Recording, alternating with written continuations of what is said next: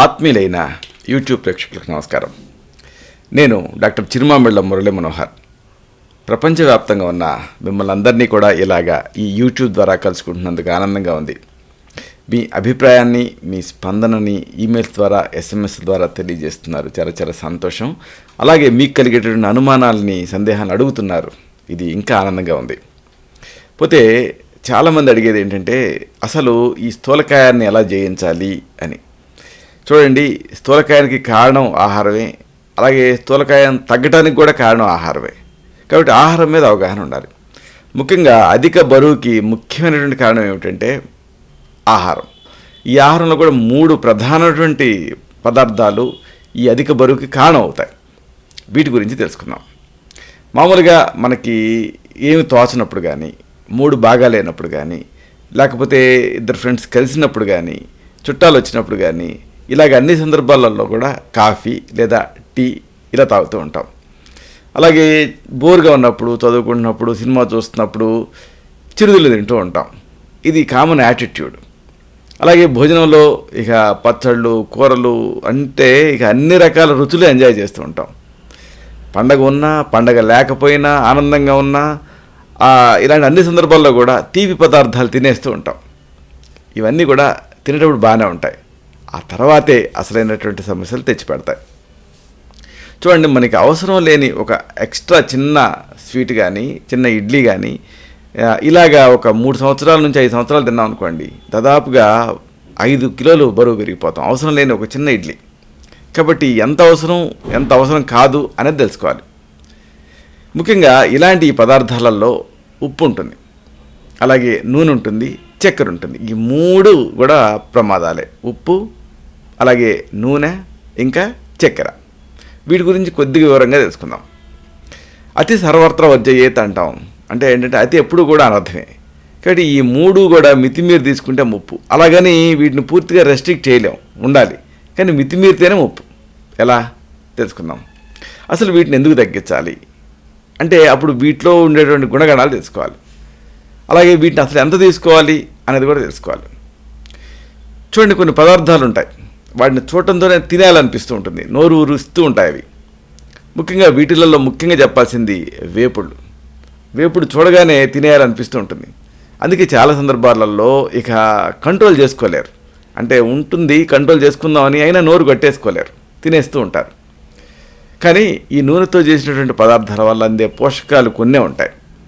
అలాగని మరి క్యాలరీలా బోల్డ్ అని ఉంటాయి. పోషకాలు తక్కువ ఉంటాయి, క్యాలరీలు ఎక్కువ ఉంటాయి నూనె పదార్థాలలో. పైగా వీటిని అంటే ఈ పదార్థాలను ఏమంటామంటే వైద్య పరిభాషలో ఎంటీ క్యాలరీస్ అంటారు. అంటే ఇక వాటిలో ఏ పోషకాలు ఉండవు, మొత్తం కూడా క్యాలరీలే. మనం రోజు తీసుకునేటటువంటి ఆహారంలో పీచు పదార్థాలు, మాంసకృత్తులు, పిండి పదార్థాలతో పాటు కొవ్వు కూడా అవసరమే. ఇది చాలా ముఖ్యం. అయితే పురుషులతో పోలిస్తే మహిళలలో ఈస్ట్రోజను, ప్రొజెస్ట్రోను ఆధిక్యత ఎక్కువ ఉంటుంది. కాబట్టి ఈస్ట్రోజను, ప్రొజెస్ట్రోను హార్మోన్ల పనితీరు బాగుండాలంటే మళ్ళీ వాటికి కొంత కొవ్వు అవసరం.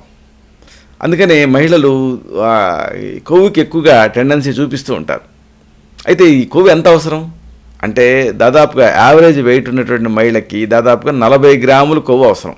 ఇది గుర్తుపెట్టుకోవాలి. 40 గ్రాములు అంటే 40 గ్రామ్స్. ఇప్పుడు ఈ 40 గ్రాముల కొవ్వుని కేవలం పూర్తిగా నూనె నుంచే మనం పొందాలని లేదు. సగం నూనె నుంచి పొందాలి, మిగిలిన కొవ్వు ఉంటుందే అంటే 20 గ్రాములు, ఇది అన్నం నుంచి, ఇతర కూరగాయల నుంచి, పాల పదార్థాల నుంచి కూడా పొందొచ్చు. అంటే అన్నంలో కొవ్వు ఎక్కడ ఉంటుంది అన్న అనుమానం మీకు రావచ్చు. అన్నం తీసుకుంటే శరీరం కొవ్వు కింద కన్వర్ట్ చేసుకుంటుంది పిండి పదార్థాల నుంచి. అలాగే ఇతర కూరగాయల నుంచి, పాల పదార్థాల నుంచి కూడా ఈ 20 గ్రాముల కొవ్వుని పొందొచ్చు. చాలామంది దీన్ని గమనించకుండా భోజనం, అలాగే నూనె, వీటి నుంచి ఈ కొవ్వు పదార్థాలను శరీరానికి చేరేసేస్తూ ఉంటారు. దాంతో బరువు పెరిగిపోయి ఇక ఆరోగ్య సమస్యలు అనేకం వచ్చేస్తూ ఉంటాయి. హార్మోన్ల పనితీరులో తేడాలు వచ్చేస్తూ ఉంటాయి. సరిగ్గా రాదు, గర్భం దాల్చరు, అంటే ఇన్ఫర్టిలిటీ ప్రాబ్లం వచ్చేస్తుంది. ముఖ్యంగా PCOD, పాలిసిస్టిక్ ఓవరీ డిసీజ్, ఇలాంటివన్నీ కూడా వస్తాయి. అలాగే దీన్ని అనుసరించి మళ్ళీ మొటిమలు, అవాంఛిత రోమాలు, జుట్టు ఊడిపోవటం, ఇలాగా బాడీ ఇమేజ్ మొత్తం మారిపోతుంది. ఈ బరువు ఎముకల పైన కూడా తన ప్రభావం చూపిస్తుంది. అంటే మనం లోడ్ లారీలో టైర్లు ఎట్లా అయితే అరుగుతాయో అలాగా ఇక దీంతో భవిష్యత్తులో ఆస్టియోపోరోసిస్ అంటే ఎముకలు ఛిద్రమయ్యేటటువంటి అవకాశం ఉంటుంది. దాంతో స్పాంటేనియస్ ఫ్రాక్చర్స్ అయ్యేటటువంటి అవకాశం ఉంటుంది. ఇంకా మరి కొంతమంది ఉంటారు సన్నబడాలనే ఉద్దేశంతో ఇక నూనెను పూర్తిగా మానేస్తారు, కఠోరమైనటువంటి దీక్షలు, కఠోరమైనటువంటి డైటింగ్ చేస్తారు. మళ్ళీ దాంతో శరీరంలో కొవ్వు శాతం బాగా తగ్గిపోతుంది. అప్పుడు మళ్ళీ నెలసరిలో ఆటంకం జరుగుతూ ఉంటుంది. అలాగే గర్భం ధరించలేరు, ఇలాంటివి ఉంటూ ఉంటాయి. కొంతమందికి జుట్టు బాగా పాయలుగా ఊడిపోతూ ఉంటుంది. ఇవన్నీ ఒక ఎత్తు అయితే ఈ అధిక కొవ్వు వల్ల కొలెస్ట్రాల్, గుండె జబ్బులు ఇలాంటివి కూడా ఎదురవుతాయి. సరే, మరి నూనె ఎంత తీసుకోవాలి ఇది తెలుసుకుందాం. ఎలాంటి అనారోగ్యాలు లేకుండా 55 కేజీల బరువు ఉన్నటువంటి ఒక మహిళకి రోజుకి 4 చెంచాల నూనె సరిపోతుంది. ఇది ఈ లెక్క జాగ్రత్తగా గుర్తుపెట్టుకోండి. ఒకవేళ మీరు యావరేజ్న ఒక 50 కిలోస్ ఉన్నారనుకుందాం, అప్పుడు రోజుకి మీకు నూనె ఎంత అవసరం అంటే 4 టీ స్పూన్లు. ఈ 4 టీ స్పూన్లు అన్నిటికీ, అంటే వేపుళ్ళకదే, కూరల తయారీకదే, అన్నిటికీ అదే 4 టీ స్పూన్లు. ఒకవేళ అధిక బరువు ఉన్నారనుకోండి, అప్పుడు ఈ వాడకాన్ని ఇంకా తగ్గించుకోవాలి మీరు. అంటే 4 టీ స్పూన్లు కాదు, ఒకవేళ మీరు 60 కిలోలు 70 కిలోలు ఉన్నారనుకోండి, 2 టీ స్పూన్లకి దీన్ని తగ్గించేసేసేయాలి. నూనె వినియోగానికి ఒక లెక్క ఉందండి.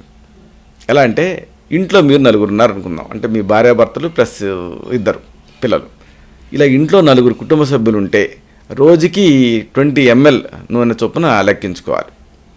అప్పుడు ఎలాగా అంటే రోజుకి ఒక్కొక్కరికి 20 ml అంటే నలుగురికి ఎంత, 80 ml, 80 మిల్లీలీటర్లు. అప్పుడు మరి నెలకి ఎంత అంటే 2.5 లీటర్లు. అంటే 4 సభ్యులు ఉన్నటువంటి కుటుంబ సభ్యులు ఉన్నటువంటి ఇంట్లో మీరు నూనె ఎంత వాడాలి అంటే 2.5 లీటర్లు. అంటే షాప్కి ప్రతి నెల మీరు ఈ పచారీ వస్తువులు తెచ్చుకునేటప్పుడు 2.5 లీటర్లు మాత్రమే మీరు వినియోగించాలి. ఇది లెక్క. ఇది మీరు ఇలాగ క్యాలిక్యులేట్ చేసుకోవాలి. మరి ఒకవేళ వేపుడు కూరలు తింటూ ఉంటే ఒక పూట ఏం చేయాలి అంటే మరొక పూట తీసుకునేటువంటి ఆహారంలో నూనె తక్కువగా ఉండేటువంటి పదార్థాలకి ప్రాధాన్యత ఇవ్వండి. వీలైనంత వరకు ఆ నూనెలు తక్కువ వాడండి. ఇక కూరలు చేసుకున్నప్పుడు కూడా వేపుళ్ళే చేసుకోవాలని లేదండి. ముందేం చేస్తారంటే కూరలను బాగా ఉడకబెట్టండి, తర్వాత మళ్ళీ రుచి కోసం మీరు కూరలాగా కొంచెం తాలింపు వేసుకొని చేసుకోవచ్చు. అవి మీకు ఇచ్చినటువంటి ఆ రేషన్ నూనెలో. దీనివల్ల నూనె వినియోగం బాగా తగ్గుతుంది. అలాగే దీనికి ఒక ప్రత్యేకత ఉంది. రుచిలో ముందు ఉడికించి తర్వాత కూరలాగా చేసుకుంటే ఏ తేడా ఉండదు. కొంతమంది టైం లేక గబగబా డైరెక్ట్గా కోసేసి, ఇప్పుడు బంగాళదుంపలు ఉన్నాయనుకోండి, గబగబా కోసేసేసి నూనెలో వేయించేస్తారు. అలా వద్దు, ముందు ఉడికించి తర్వాత కావాలనుకుంటే కొద్దిగా ఫ్రై చేసుకోండి. కాకపోతే ఏంటంటే ఇక్కడ ఇలా ముందు ఉడికించి తర్వాత కూరలా చేసుకోవాలంటే కొద్దిగా టైం వెచ్చించాలంతే. అలాగే నాన్ స్టిక్ పాన్లు, తర్వాత ఆయిల్ స్ప్రేలు ఇలాంటివి ఎంచుకున్నారనుకోండి, నూనె వినియోగాన్ని తగ్గించుకోవచ్చు. ఇక ఇక్కడ నూనె అసలు ఏది వాడాలని చాలామంది అడుగుతూ ఉంటారు. ఒక్కొక్క నూనెలో ఒక ప్రత్యేకత ఉంటుంది. కాబట్టి కొన్ని రోజులు ఒక నూనె, ఆ తర్వాత ఇంకా కొన్ని రోజులు ఒక నూనె, ఇలాగ మార్చి వాడితే మంచిది. అప్పుడు ఏ నూనెలో ఉన్న ప్రత్యేకత ఆ నూనెకు ఉంటుంది కాబట్టి అవన్నీ వినియోగించుకున్నట్టు అవుతుంది. ఎందుకంటే ఇలాగా కొన్నిట్లో ఒమేగా 3 ఫ్యాటీ యాసిడ్స్ ఉంటాయి, కొన్నిట్లో ఎసెన్షియల్ ఫ్యాటీ యాసిడ్స్ ఉంటాయి. కాబట్టి ఇది అవసరం. ఇక స్థూలకాయాన్ని, అధిక బరువును తగ్గించుకోవడానికి ఏం చేయాలి అంటే చక్కెర, తేనె, బెల్లం వీటి నుంచి మామూలుగా ఎంటీ క్యాలరీస్ అందుతూ ఉంటాయి. కొంతమంది తేనె తినచ్చా అంటూ ఉంటారు. నిజానికి తేనె కూడా తీపి పదార్థమే, దాన్ని ఔషధం కోసం వాడాలంతే. చక్కెర, తేనె, బెల్లం ఇవన్నీ వీటన్నిటిలో ఎంటీ క్యాలరీస్ ఉంటాయి. చెంచా చక్కెర తీసుకున్నారనుకోండి 20 క్యాలరీలు మీకు అందుతాయి. శరీరానికి అవసరమయ్యేటటువంటి చక్కెరని కేవలం ఆ చక్కెర నుంచే పొందాలని లేదు. చెప్పుకున్నాం కదా, మనం పిండి పదార్థాలు తిన్నా అది చక్కెర కింద కన్వర్ట్ అవుతుంది. కాబట్టి చక్కెరని కొంత మోతాదు తగ్గించి మిగిలింది మీరు పండ్లు, అన్నం వీటి నుంచి పొందవచ్చు. సాధారణంగా తీపి అనగానే మనం చక్కెర గురించి ఆలోచించేసి మానేస్తూ ఉంటాం. దాన్ని మానేసి సరిపోద్ది అనుకుంటాం, టీ కాఫీలో పంచదార వేసుకోం. కానీ అప్పుడప్పుడు తీసుకునేటటువంటి స్వీట్స్లో చక్కెర ఉంటుంది, నెయ్యి ఉంటుంది. పళ్ళ రసాలు, జెల్లీలు, స్క్వాష్లు, జాములు వీటన్నిటిలోనూ చక్కెర ఎంతో కొంత ఉంటుంది. కాబట్టి దీంతో మీకు తెలియకుండానే ఎక్కువ చక్కెరని మీరు తీసేసుకుంటూ ఉంటారు. ఇది పెరిగే కొద్దీ మళ్ళీ మీకు డయాబెటీస్, శరీరంలో ట్రైగ్లిజరైడ్స్ పెరగటం ఇలాంటి సమస్యలు పెరుగుతాయి. అలాగే చర్మ సంబంధ సమస్యలు కూడా ఎదురవుతాయి. ఇది ఒక రకంగా మళ్ళీ బరువు పెరిగేందుకు దారి తీస్తుంది. కాబట్టి మధుమేహంతో పాటు ఇలాగా జరిగిందనుకోండి, మళ్ళీ మూత్రనాళపు ఇన్ఫెక్షన్స్, ఈస్ట్ ఇన్ఫెక్షన్స్ ఇలాంటివన్నీ కూడా ఈ చక్కెర వినిమయం వల్ల పెరిగిపోతాయి. కాబట్టి ఇంతటితో తాగుతుందా అంటే మళ్ళీ ఒక వయసు వచ్చిన తర్వాత ఎముకల సమస్యలు కూడా తయారవుతాయి. మరి ఏమిటి దీనికి పరిష్కారం ఇది తెలుసుకుందాం. శరీరానికి ఎంతో కొంత నూనె అవసరం, కానీ చక్కెర అస్సలు అవసరం లేదు. కాబట్టి చక్కెరను పూర్తిగా మీరు మానేసినా పర్వాలేదు. ఒకవేళ దీన్ని పూర్తిగా మానేయడం కష్టం అనుకుంటే సహజంగా తీపి పదార్థాలు లభించే పదార్థాలు ఉంటాయి. అంటే ఏమిటి, పండ్లు ఇలాంటివి, వీటిని ఎక్కువ తీసుకోవచ్చు. ఓట్స్ తీసుకునేటప్పుడు కొంతమంది పంచదార కలుపుకుంటారు, దానికి బదులుగా పండ్ల ముక్కలు అలాంటివి కలుపుకున్నారనుకోండి, అప్పుడు మీకు చక్కెరని కలపాల్సిన అవసరం ఉండదు. అలాగే ఈ పండ్ల రసాలు కూడా పూర్తిగా మానేయాలని లేదు, మోతాదును తగ్గించుకుంటూ కొన్నాళ్ళకి వీటిని బాగా మినిమైజ్ చేసుకుంటే సరిపోతుంది. కాఫీ టీ యూజ్ కూడా అంతే. రోజులో ఒక 4 కప్పులు మీరు టీ కాఫీలు తాగుతున్నారు అనుకోండి, 2కి తగ్గించండి. ఒక కప్పు తీసుకుంటుంటే ఒక చిన్న కప్పుకి తగ్గించుకోండి. బేకరీ పదార్థాలు, అలాగే స్వీట్స్, డెజర్ట్స్ ఇలాంటివి మానేసేసి పండు, పెరుగు ఇలాంటివి తీసుకోవచ్చు. అంటే పెరుగులో పండు కలుపుకొని తినొచ్చు, ఐస్ క్రీమ్ తిన్నట్టే అనిపిస్తుంది. బజార్లో కొనేటటువంటి ఈ పదార్థాలలో చక్కెర మోతాదు ఎక్కువ ఉంటుంది, అందుకని లేబుల్స్ చూడటం అలవాటు చేసుకోండి. అంటే 6 గ్రాములు చాలు మీకు. ఇక ఉప్పులో సోడియం క్లోరైడ్ ఉంటుంది. ఈ లవణం శరీరానికి నిజానికి అవసరం. సోడియం నరాల పనితీరుని క్రమబద్ధీకరిస్తూ ఉంటుంది. అలాగే కండరాల సంకోచ వ్యాకోచానికి కూడా ఈ సోడియం సహాయపడుతూ ఉంటుంది. అలాగని అతిగా తిన్నారనుకోండి మళ్ళీ ఇబ్బంది, ప్రమాదం. ఇలాగే ఈ సోడియం వినియోగం పెరిగే కొద్దీ రకరకాల సమస్యలు వస్తూ ఉంటాయి. అంటే మెదడు మాత్రమే కాదు, మూత్రపిండాల పనితీరు కూడా దెబ్బతింటుంది దీంతో. అలాగే చూపు దెబ్బతింటుంది, ఇలాంటివన్నీ జరుగుతాయి. ఇది ఎక్కువగా ఉండేటువంటి పదార్థాలను, అంటే సోడియం ఎక్కువగా ఉండేటువంటి పదార్థాలను తింటే మూత్రపిండాల పనితీరు కూడా దెబ్బతింటుంది. కొన్నిసార్లు ఈ అతిగా ఉప్పు తీసుకోవటం వల్ల ఎముకలు బలహీనం అవుతాయి కూడా. దాంతో ఇక మెనోపాజ్ దాటిన తర్వాత ఆస్టియోపోరోసిస్ ఇలాంటివన్నీ వచ్చే రిస్క్ ఉంటుంది. ఇంకా కొంతమందిలో అయితే అధిక రక్తపోటు మొదలవుతుంది. ఇక దాన్ని అదుపులో ఉంచుకోలేదనుకోండి, గుండె సమస్యలు కూడా వస్తాయి. ఇవన్నీ ఒక ఎత్తు అయితే, ఈ అధిక సోడియం వల్ల శరీరం ఉబ్బిపోతుంది, అంటే స్థూలకాయంలాగా అవుతుంది. ముఖ్యంగా కాళ్ళు, చేతులు, పాదాలు వీటిలో నీళ్లు చేరి ఆ భాగాలు ఉబ్బినట్టుగా అనిపిస్తాయి.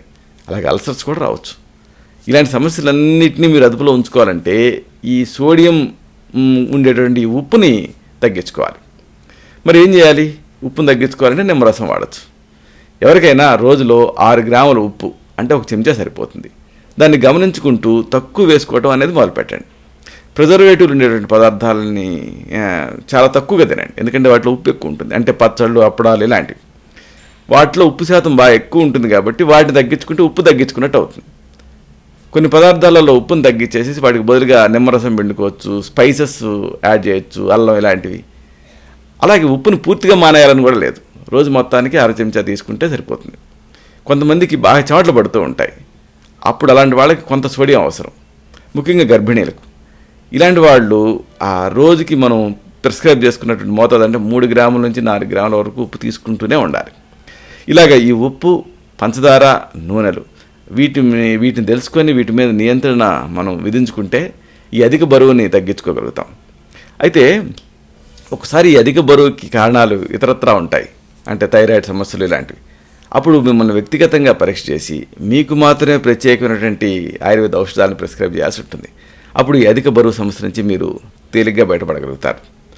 ఇలాంటి మరొక ఆసక్తికరమైన విషయాన్ని తిరిగి ఇదే కార్యక్రమాల పరంపరలో మనం కలుసుకున్నప్పుడు సవివరంగా, సహేతుకంగా, సమగ్రంగా తెలుసుకుందాం.